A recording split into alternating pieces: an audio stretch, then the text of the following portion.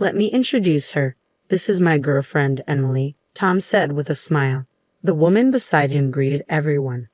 Nice to meet you all. Your girlfriend? I was in shock. Tom casually responded. Oh right, I haven't told you. I'm going to marry Emily, so I want a divorce. What? I was too stunned to speak. Tom continued. I realized my parents were right. Being with an older woman like you is getting tough. Emily's young. She's 23. New houses and women are always better, right? Emily nodded in agreement.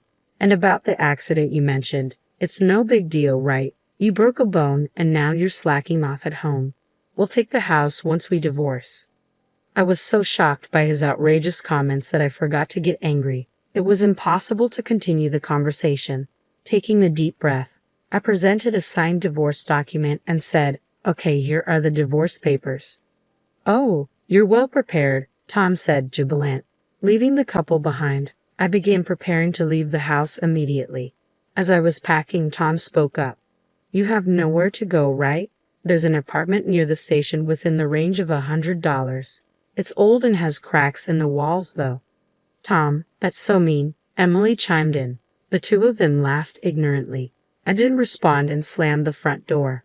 Let them laugh. I have places to go. Places they could never imagine. My name is Catherine White. I'm turning 40 this year. I married Tom when I was 35, 3 years ago. We don't have kids and live together in the house I bought when I was single. It's secondhand but refurbished and quite clean. Why did I buy a house before getting married? It goes back to my childhood. We were poor because my father was gone. To be precise, he disappeared before I could remember him. I lived with my mother, who loved me deeply, but life was tough with just the two of us. Still, having my mother was enough. But during my high school years, she passed away due to an illness. It was devastating, but I had no time to mourn. I had to survive on my own. After graduating from high school, I started working at a small advertising agency. I worked tirelessly in sales. In my 30s, I was so dedicated to work that I never imagined I'd marry, but I wanted a place to call my own, so I saved up and bought a cheap house. I had to take out a loan, but I paid it off early. Around that time, I met Tom. He was from a client company. Tom seemed unreliable to me since he was 5 years younger, but he admired my work ethic. We started seeing each other. It was surprising but also delightful. I had never had anyone openly express their feelings for me before. We started dating and quickly got married.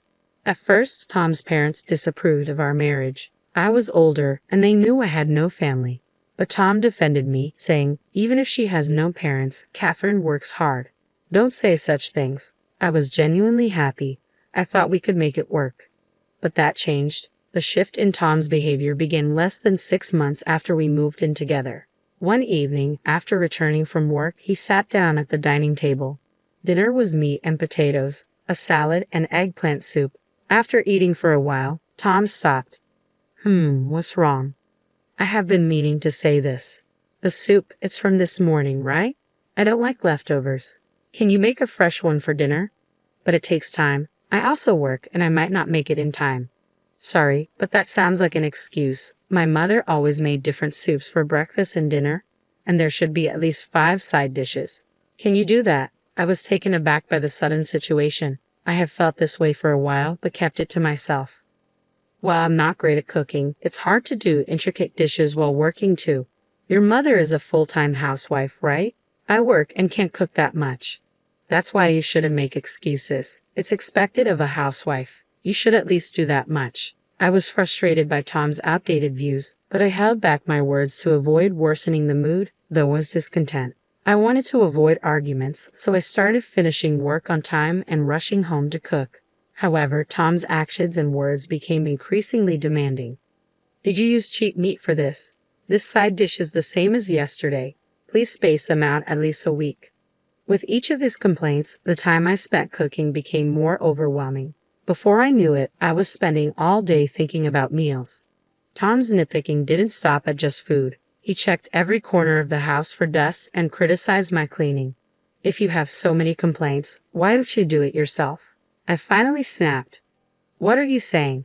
Housework isn't my job. Don't shift the responsibility. Maybe you can't handle chores because you didn't have parents around. I was stunned by his words. He had never belittled me for not having parents before. Was this Tom's true nature? The man I knew before felt like an illusion. Regardless, I wished for the old Tom to return, but the situation only worsened. With Tom's endless demands, I was completely drained, and balancing work seemed impossible. On Tom's suggestion, I decided to quit my job. I had loved that job since graduating from high school, but it seemed there was no choice. Looking back, maybe I should have left him then, but I had always prioritized work over romance and didn't know what a normal family looked like. I thought perhaps meeting Tom's demands was a housewife's duty. Maybe all I had to do was bear it a bit to maintain a peaceful home. Now that I was a full-time housewife, I had much more time for housework. Tom's complaints decreased, and I was genuinely relieved. I thought the problem was solved, but my friends knew Haas. It's so spacious and beautiful. The furniture was designed by famous designers, and the appliances are all luxury items, they said. Oh, really? I casually responded, handing Tom a glass of water. But compared to that, our second-hand house is a bit lacking. I wish we could at least replace this cheap furniture, Tom remarked. Cheap? The furniture and appliances were from my single days, but they were still in good condition. They weren't luxury items, but they weren't cheap either. Moreover, when Tom moved in, he had said, "Let's keep using these appliances and furniture." I reminded him of that, but he brushed it off. But honestly, after living with it, I feel new furniture would be better, he said without hesitation. Even if you say that, the current ones are still usable, I softly pointed out. Tom suddenly looked at me with a mocking expression. That's the frugal side of you. I wonder if you're just naturally stingy. What? Why would you say that? Anyway, I've quit my job, so we don't have that kind of money. You quit your job because you wanted to, didn't you? But you? Yeah, it's always my fault, he muttered dismissively and staggered off to the bedroom. How could he say such things? Anger started to boil within me, but then I thought maybe he's just drunk. He's just being brave because he's drunk. Don't mind. However, even when he was sober, Tom's attitude was getting worse. Our conversations became more hostile, and every time he spoke, it was to complain about me. What on earth happened to him? Then, without telling me, Tom went ahead and bought new furniture. On top of that, it seems he also got new golf equipment. He looked at the golf clubs with satisfaction, clearly pleased with himself. Tom has a regular job, but he doesn't earn much. He probably took out a loan now that I can't work. I was worried about repaying the loan. Anxiety grew in my heart. Then an unexpected event occurred. As usual, I was on my way to the supermarket to buy ingredients for dinner. While walking on the road, a loud horn blared from behind. Immediately after, I felt a huge impact, and then darkness consumed my consciousness. When I came to, I was staring at an unfamiliar ceiling. It seemed I was lying down. I felt pain everywhere and couldn't move. What happened to me? I wondered aloud. Oh, Miss White, have you awakened? A voice said. Where am I? You're in the hospital. You were brought in after a traffic accident. Traffic accident? I remembered leaving the house, but nothing after that. I moved my head slightly, taking in the impersonal bed, the attached IV drip, and the woman in a nurse's uniform. Was this really a hospital? Looking outside, it was already dark. I had left the house around 2 p.m., so a lot of time had passed. Later, a doctor came and briefly explained the situation. It seemed I was hit by a car whose driver was not paying attention while I was on my way to the supermarket. I didn't have life-threatening injuries, but I had several fractures and needed to be hospitalized for a while. I never imagined being in a traffic accident. After receiving an explanation about the hospitalization, the nurse spoke up. We've contacted your husband. From her hesitant expression, I had a bad premonition. I immediately called Tom. Hello, Tom. Yeah, Catherine. I got a call from the hospital. You had an accident. You're so clumsy. Come home quickly and make dinner. What? I'm going to be hospitalized from now on. I couldn't understand what he was saying, and when I retorted, Tom shouted back, Then what about the housework? What are you saying? Is the housework more important than me? Unbelievable. He was more concerned about the housework than his wife's condition. I felt myself becoming increasingly angry, and it soon turned into a quarrel. Arguing any further would be pointless, so I hung up the phone, still frustrated. Lately, Tom had been more harsh in his words, but I never realized he could be this cold. That day, I was filled with anger and physical pain, making it hard to sleep. But as the days went by, my strength gradually returned. and I started rehabilitation. Initially, moving was tough, but it became surprisingly enjoyable as I got used to it. Lying in bed, I often found myself lost in thought, so rehab was a welcome distraction. However, since that incident, I hadn't heard from Tom. I thought talking to him would just anger me, so I ignored him. Around that time, I occasionally passed an elderly man in the hallway. He was well dressed, so he wasn't a patient. I assumed he was visiting someone and didn't give it much thought, but he seemed to be looking my way. "Are you Catherine White?" "Yes, I am. What can I do for you?" I answered cautiously. At that time, I had no idea that this man would change my fate. Eventually, after about a month in the hospital, I was discharged. I hadn't fully recovered, but I was told all patient care would surface. I was finally going home after a month away. My home felt oddly nostalgic, but that feeling was short-lived. The moment I opened the door, I felt something was off. There were unfamiliar shoes, heels with flashy pink ribbons. Could it be? Rushing into the living room, I braced myself for what I might find. I noticed the entire house had changed. Not just the furniture, but even the electronics had been replaced with brand new, high-end models. The curtains were different too, making it feel like someone else's house. "Ah, Catherine, you've been discharged." Tom emerged from the back, sitting casually. Next to him was a young woman. The woman with brown hair and a revealing outfit spoke lazily, "Welcome back." Who are you?" I was stunned. Tom smiled. "Oh, let me introduce you. This is my girlfriend, Emily." "Nice to meet you," she added. "Your girlfriend?" "Yeah, I guess I never mentioned it. I am planning to marry Emily, so I want a divorce." "What?" I was at a loss for words. I've come to realize that what my parents said was right. Without proper parents, you can't manage household chores or finances properly. I thought you being older would be reliable, but living with an aunt has become tough. Emily's young, just 23. New homes and women are always better, right? Right. Emily tilted her head in agreement. "And that accident of yours wasn't a big deal, right? Breaking a bone and then slacking on housework deserves a divorce. We'll be taking the house, by the way." Such outrageous statements left me too stunned to even get angry. Don't get me wrong, we're planning to buy a new house eventually, but this place is just a temporary one until then. When they say something as unreasonable as this, I lose all desire to even converse with them.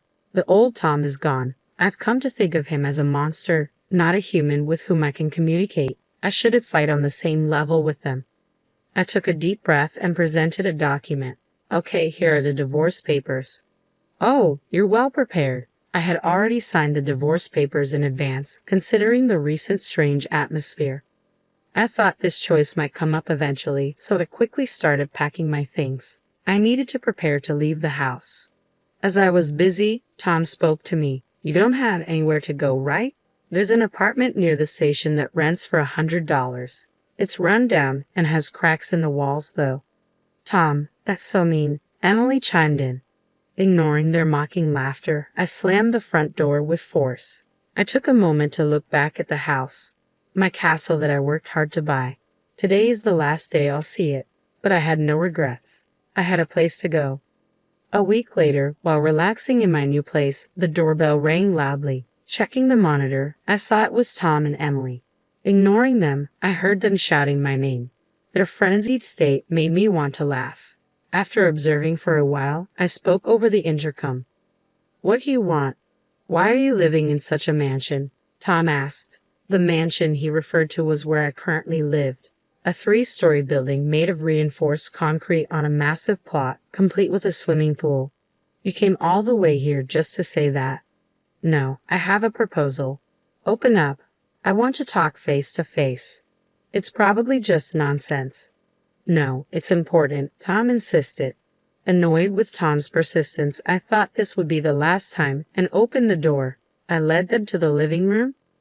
I had been in touch with Tom about the change of house ownership, but I never told him where I lived. When I asked how he found out, it seemed he coincidentally saw me in town and followed me. He was expecting to see me entering the shabby apartment, but was shocked to see me entering this mansion. Tom, along with Emily, had concocted a bold plan. "Tell me, are you living in this mansion because of some shady job?"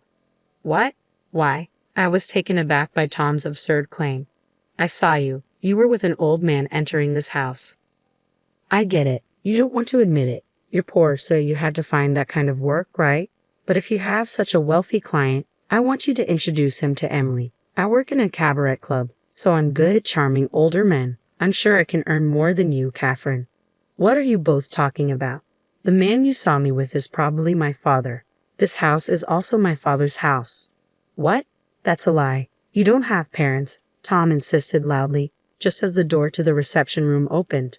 Seeing the middle-aged man who emerged, I called out, "Dad."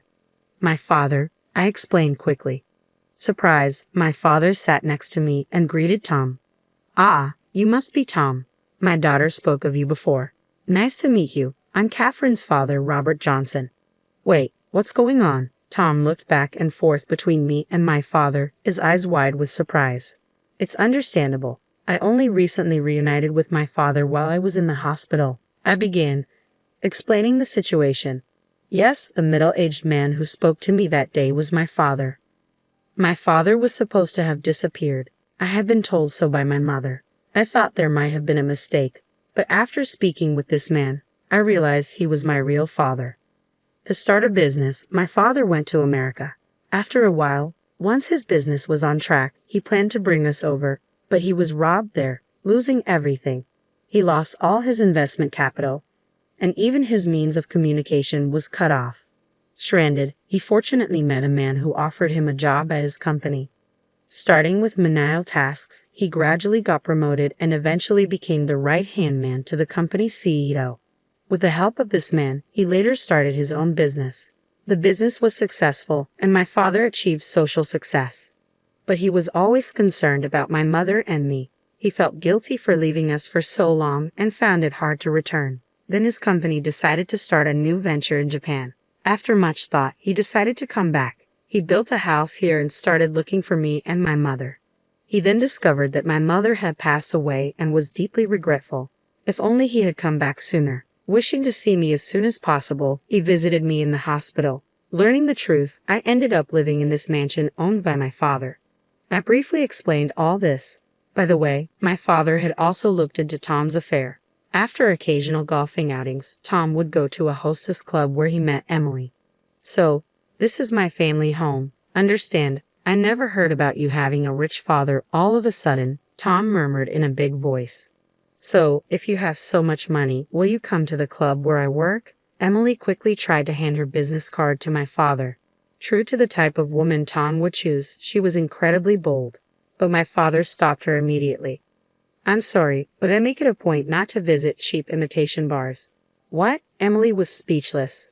My father frequented some establishments for work, but only the finest, high-end places. He would never go to a cheap club like where Emily works. Besides, I don't have money. Catherine inherited everything already. To the puzzled expressions of Tom and Emily, my father casually replied, "Around $800 million. It's the least I can do to make up for leaving her alone all this time." The two of them were dumbfounded, their mouths agape. "I've heard about you from Catherine, especially your insults," my father continued. "She worked hard, scrimping and saving from her meager salary to buy that house. She also did her best with household chores. Having no mother, she probably didn't get a chance to learn from anyone, yet you disparaged her and trampled on her feelings. I can't forgive you, especially when you cheated on her while you were married. If it comes to that, I can sue you." "But Tom attempted to interject. "Catherine's struggles were partly my fault too," my father continued, cutting him off. "You mocked me for being poor and for not having parents. I'm fed up with someone like you who lacks compassion. Never come back to this house again. Goodbye." "Is there anything else you need? If you're done, can you leave?" I added firmly. "Ha! Help!" Tom and Emily screamed and ran away. Watching them go, my dad and I shared a laugh. It had been a while since I'd laughed so much. I knew I probably wouldn't see those two again. I could finally live in peace. Later, I found out about their subsequent misfortune. A typhoon hit the region where Tom and Emily lived, bringing heavy rain that flooded houses near overflowing rivers. Fortunately, my area wasn't affected, but their house suffered severe damage. Tom and Emily fled, but their expensive furniture, brand new golf equipment, and Emily's luxury items were all waterlogged. The house's pillars had rotted from being soaked for so long. With no place to stay, the two seemed to live in shelters for a while. Tom's family home was far away, and Emily's family situation was worse. Her parents were gambling addicts living in a tiny apartment. Emily, who worked at a nightclub, spent all her money. Tom was also in debt from buying expensive things. Tom, who relied on women for money, was now in trouble.